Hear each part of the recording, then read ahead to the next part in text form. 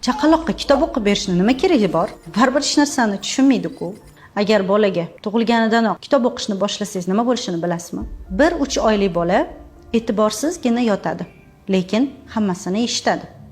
3 oylikdan boshlab bola kitob o'qib berayotganingizni tushunishni boshlaydi. 6-7 oyligida bolani yaxshi ko'rgan kitobi bor.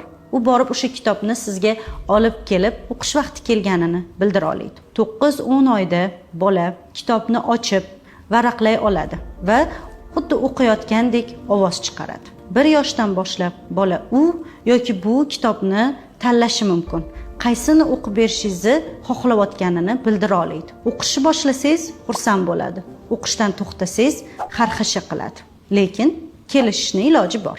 Agar bugunoq bolaga kitob o'qib berishni boshlasangiz, hoziroq buni natijasini ko'rmasligingiz mumkin. Lekin vaqti kelib, albatta, kitobni sevuvchi, maktabda ishtiyoq bilan o'quvchi farzandni tarbiyalayotgan bo'lasiz.